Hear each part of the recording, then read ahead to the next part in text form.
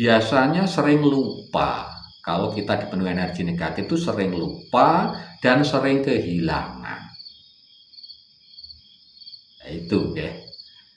Nah, untuk mengatasi hal itu ya supaya seimbang, supaya energi negatif tidak memenuhi tubuh kita.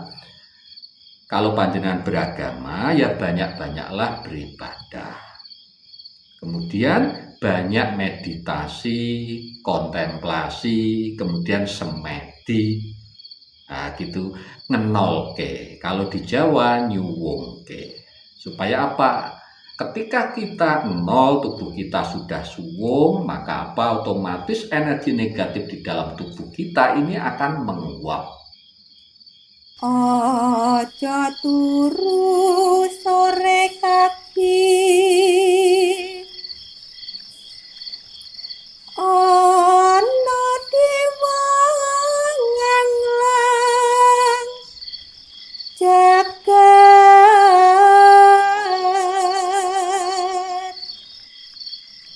nyangking pokor kencanane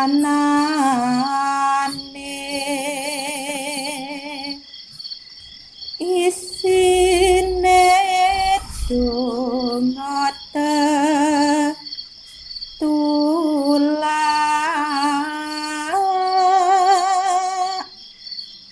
sandang kelawan pangan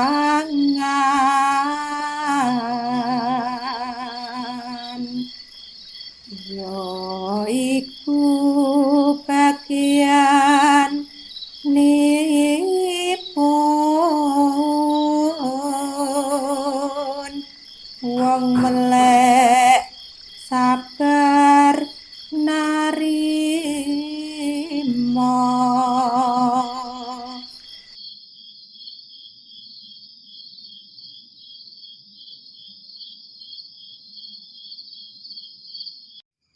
Assalamualaikum warahmatullahi wabarakatuh.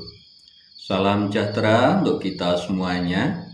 Rahayu, rahayu, rahayu.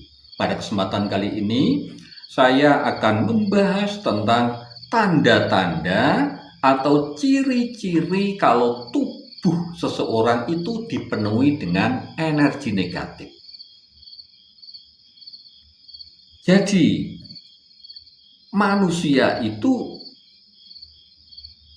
sebenarnya energi yang diserap setiap hari, setiap saat, itu ada yang positif, ada yang negatif.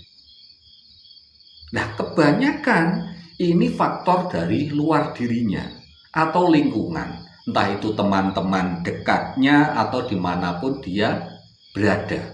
Ini ada energi positif dan ada energi negatif yang bisa diserap. Itu kadang-kadang memang tidak sengaja. Nah, kalau seseorang itu di dalam lingkungannya ini terlalu banyak energi yang negatif atau bisa dibilang kumpulnya dengan orang-orang toksik atau bisa juga di tempat-tempat yang energi dari alam gaib juga negatif, ini akan berpengaruh terhadap karakter, kemudian juga kesuksesan, kemudian juga kebahagiaan daripada orang itu sendiri.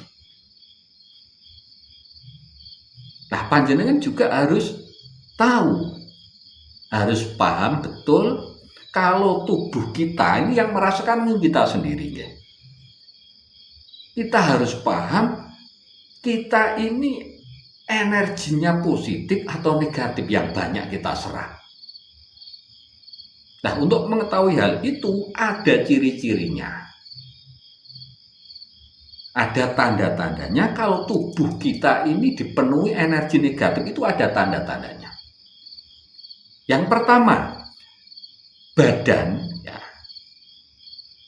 ini terasa lelah sepanjang hari.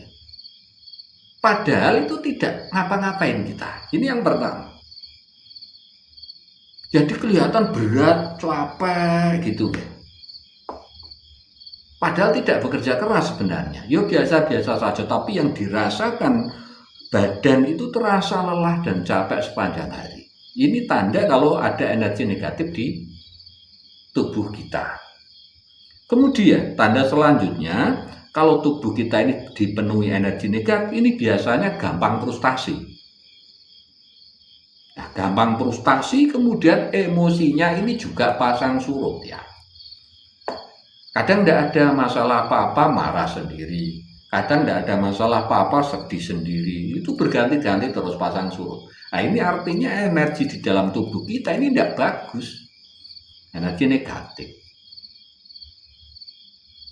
Jadi tidak stabil, tidak seimbang energi kita. Antara positif dan negatif ini tidak seimbang, lebih banyak yang energi negatifnya. Itu tandanya semacam itu. Kemudian tanda selanjutnya, kalau tubuh kita ini dipenuhi energi negatif, biasanya apa? Gampang stres. Jadi seperti untuk mikir, ini tidak bisa pikiran itu. Terlalu banyak beban pikiran, jadi apa? Untuk mikir ini berat, tidak bisa. Mandek pikiran itu, mandek. Makanya bisa dibilang stres. Nah, ini artinya memang tubuh kita ini dipenuhi energi negatif. Kemudian tanda selanjutnya, kalau tubuh kita dipenuhi energi negatif, ini biasanya ya, mudah terkena penyakit. Ya, penyakit medis dan non medis. Kenapa? Ini berpengaruh terhadap sistem kekebalan tubuh kita. Berpengaruh sekali. Karena apa? Pikiran sudah terserang, mental ya, sudah badan tidak enak, pikirannya mampet ya. Akhirnya apa? Berpengaruh terhadap sistem metabolisme tubuh, dan kalau sistem metabolisme tubuh ini terpengaruh, akhirnya juga berpengaruh terhadap kekebalan tubuh.